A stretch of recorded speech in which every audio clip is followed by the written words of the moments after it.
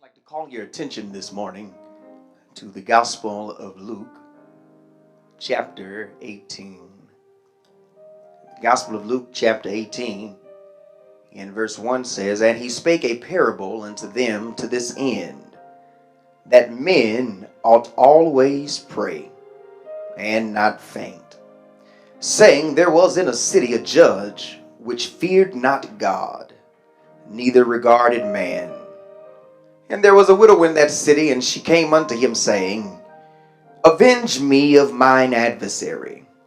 And he would not for a while, but afterward he said within himself, Though I fear not God, nor regard man, yet because this widow troubleth me, I will avenge her, lest by her continual coming she weary me. And the Lord said, Hear that the unjust judge said. And shall not God avenge his own elect, which cry day and night unto him, though he bear long with them? I tell you that he will avenge them speedily. Nevertheless, when the Son of Man cometh, shall he find faith on the earth? And he spake this parable unto certain which trusted in themselves that they were righteous, and despised others." For these next few sacred moments, I simply want to preach about the power of prayer. The power of prayer. I would like to suggest to each of us this morning that it has certainly been difficult to maintain faith in these challenging times. I'd like to suggest that while we have given our best efforts and our most gallant thoughts and our most opportunistic moments possible to give God our best praise, if we are honest on this morning, we must testify unanimously that these have certainly been challenging times. I bring us to this point in confessing that these times have been challenging because that gives context to the reality that for many it has been difficult to maintain faith. I'd like to suggest that if it's challenging and if it's difficult to maintain faith, if it's difficult to worship, I would certainly like to suggest that for many in this season, it is difficult to pray. There are some who have been praying, who have prayed faithfully, who have prayed day and night, who have prayed noon and throughout the day, and have testified after that they've finished praying, nothing has changed. They can testify that after they finished praying, they did not feel better, that their circumstances were still unmoved. So, as a result of unchanged circumstances, as a result of unchanged feelings, there are those amongst us who have stopped praying altogether.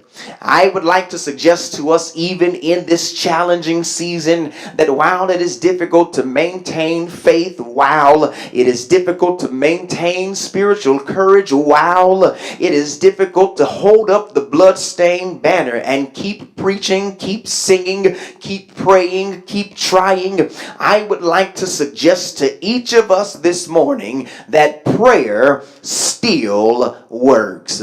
I know you're waiting on me to press that argument in a much more concrete manner. I know that you need more than just the young preacher standing before you on your screen reminding you this morning that there is power in prayer and that prayer still works. I'd like to suggest to us prematurely this morning that if prayer did not work, many of us would not be here right now. Were it not for the prayers that we have prayed, were it not for the prayers of others, were it not for prayers that we have heard that were prayed over us, that we read, many of us would not be here. And I know when you hear that, you're thinking about profound prayers and long prayers that have come from you, but there's someone who can testify that they've been blessed tremendously by the serenity prayer. God grant me the ability to accept the things that I cannot change and the ability ability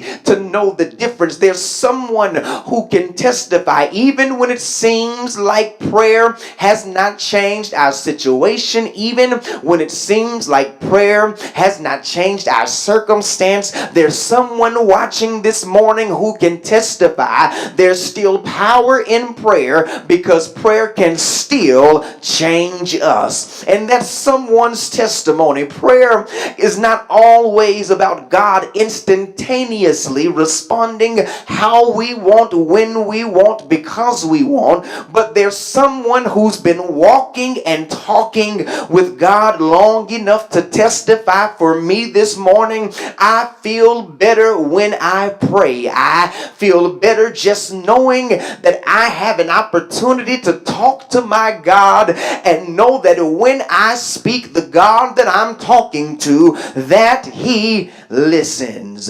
In our text this morning, we discover that the disciples themselves have grown weary. In Luke's Gospel, chapter 18, the disciples have been fought and discouraged on what seems like every hand. And now in the Gospel of Luke, chapter 18, we discover that the disciples are having to combat people who feel like their own righteousness is worth more than that of others. The disciples are having to preach to people who feel like they are perfect, people who feel like because they give to the ministry that they are above reproach, people who feel like because they have titles in the church that they don't have to live a certain way. In the Bible, in the Gospel of Luke chapter 18, we discover that the disciples are discouraged, and Jesus in verse number 1 speaks this parable to them. But before he speaks the parable,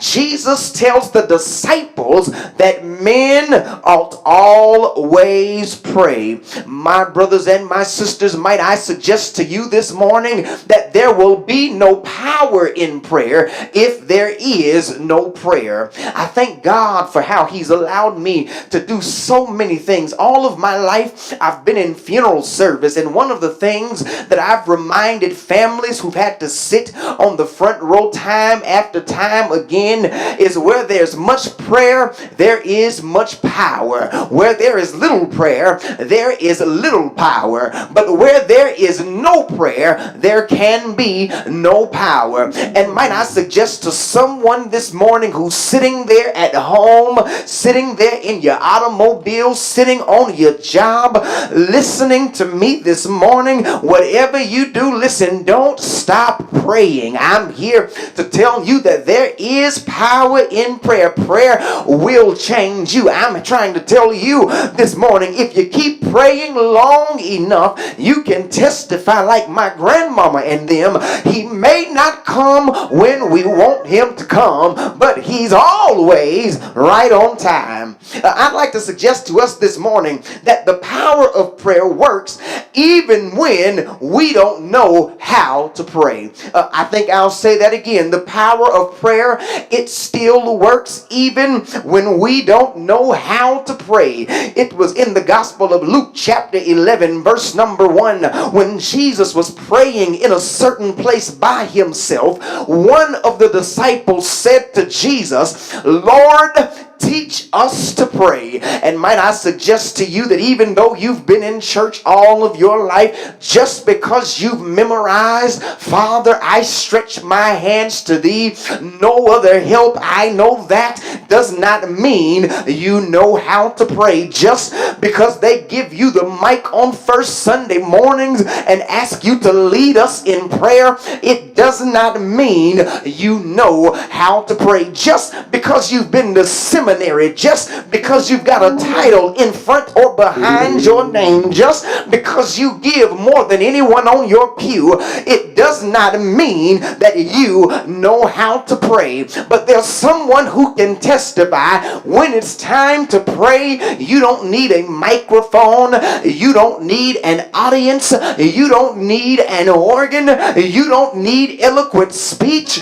you don't even have to be on your knees, your eyes don't don't have to be closed and your fists don't have to be clenched. But there's someone who can testify. Sometimes the most powerful prayer is not a long prayer. Sometimes the most powerful prayer is not a drawn out eloquent prayer. But there's someone who can testify this morning that sometimes the most powerful prayer is a simple 3-word prayer that simply says, Lord, have mercy. And oh, my brothers and my sisters, if you've never lived through situations that were so dire, the only thing you could muster out of your mouth was, Lord, have mercy. Keep on living. But if 2020 hasn't made me say anything else, it's made me pray, Lord, have mercy. Corona got school systems shut down. Lord, have mercy. The government is shut down. Lord, have mercy. Trump is still president. Lord, have mercy. I don't know about you this morning, but every time I look around, I find myself having to pray that powerful prayer, Lord, have mercy. Have mercy on my soul. Have mercy on my mind. Have mercy on my family. Have mercy on the ministry. Have mercy on the community. Have mercy on our leaders. Have mercy this morning. Where are the people who can testify that there is power in prayer this morning? Here it is, church. Not only does prayer work even though we don't know how to pray, I would like to suggest to us this morning that prayer works even when we don't know what to pray. Look at God. I know you're saying to me, preacher, you now are meddling. You don't know what you're talking about, preacher. You don't live with me. You don't pay my bills. You don't know what I have to go through. You don't know what I've lived through, preacher. I don't need you telling me that I don't know how to pray. I haven't made it this far in my life because I don't know how to pray. I haven't acquired all I've acquired because I don't know how to pray. But let me encourage you this morning, beloved. Romans 8:26 says, likewise the Spirit also helpeth our weakness, for we do not know what we should pray for as we ought, but the Spirit himself makes intercessions for us with groanings too deep for words. Might I humble you this morning? You're not here because you prayed the right prayer. You're not here because you've dotted every I and crossed every T. You are not here this morning because you know what to say, when to say, how to say it, who to say it. But you are here this morning because when you were praying, asking God for a car, the Holy Spirit took your prayer and God gave you common sense. When you were praying and asking God for more money and more things, the Holy Spirit took your prayer before it got to God, and God gave you healing when the devil was trying to give you sickness. The reason why you're living where you live is because when you were praying for a man or a woman, the Holy Spirit took your prayer and the Lord gave you enough self-love for yourself. Where are the people that can testify? I don't know everything, but I know one thing. I would not be here were it not for the Holy Spirit interceding on my behalf. I wouldn't have what I have. I wouldn't know what I know. I wouldn't have been where I've been. I wouldn't live where I live were it not for the Holy Spirit on my side this morning. I dare you to take about 3 seconds and give God praise right where you are for the Holy Spirit. Yeah. Here it is. I'm done when I give you this one. I promise I've just got one thing to say. And I promise I'm out of here. I feel real good this morning. Here it is. Not only is prayer so powerful that it works even though we don't know how to pray. Not only is prayer so powerful that it works even when we don't know what to pray for. But I've got one that's really going to mess you up this morning. Prayer works even when we don't have enough sense to pray ourselves. I think I'll say that again. I said prayer is so powerful that prayer works even when we have not prayed ourselves. Colossians 1:9 says, "For this reason also, since the day we heard of it, we have not ceased to pray for you and to ask that you may be filled with the knowledge of his will in all spiritual wisdom and understanding." I'd like to suggest to you this morning that you and I this morning should humble ourselves. Some blessings that we are experiencing right now have absolutely nothing to do with you or me this morning.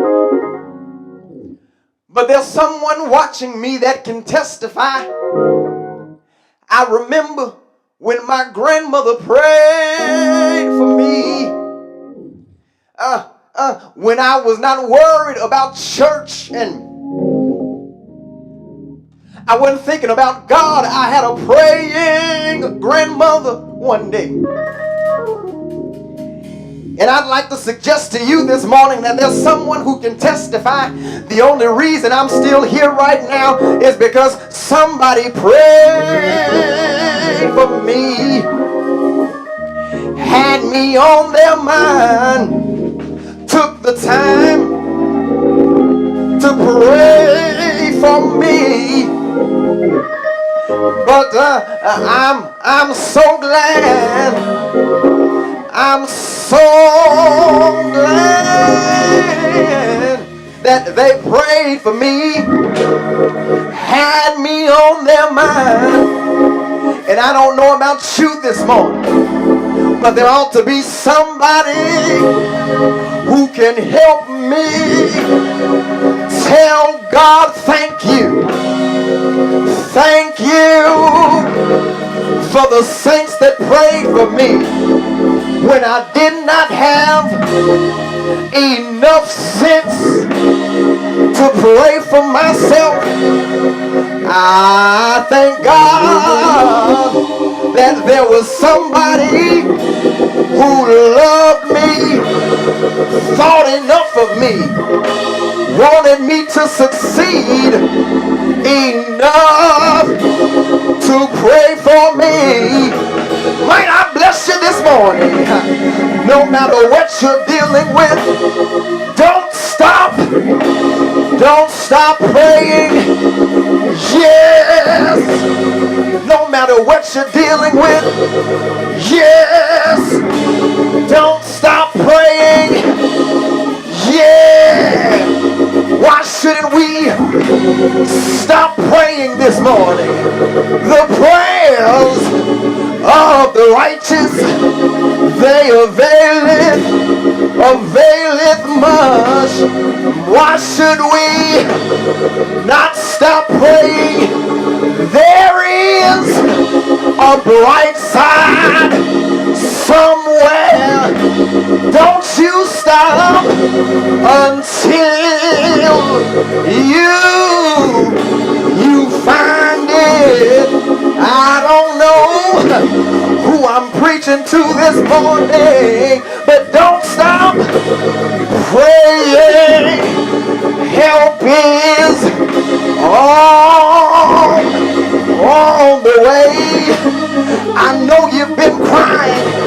I know you've been worried, but let me encourage you this morning.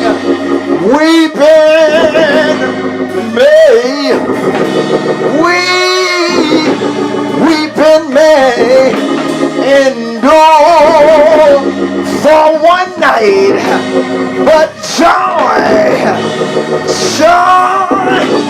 unspeakable unspeakable joy, unmovable joy, unshakable joy, undisturbable joy shall come in the morning.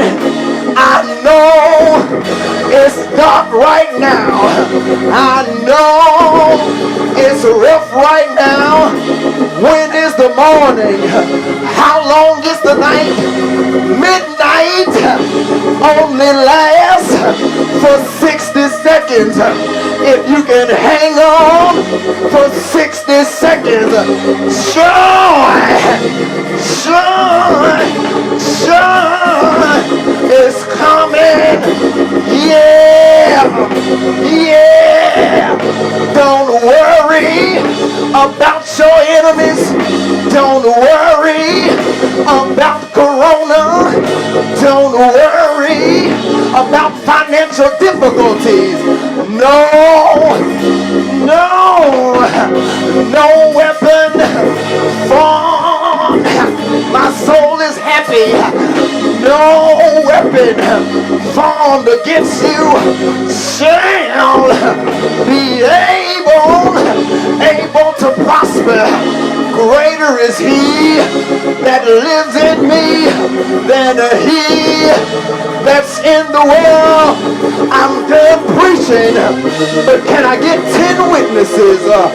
10 witnesses that can help me sit down. I know we're not in church. I know we're not together. But can I get one that know what my God has done? Can I get 2 that know he'll bring you through? Can I get 3 that know he'll set you free? Can I get 4 that knows he'll open the door?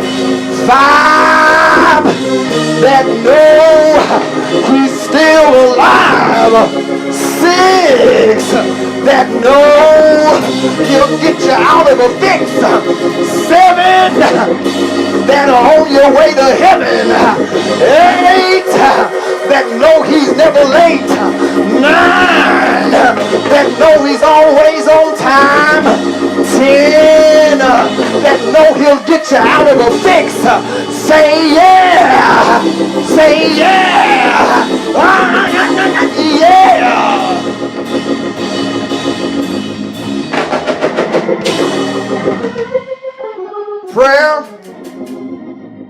Prayer still works.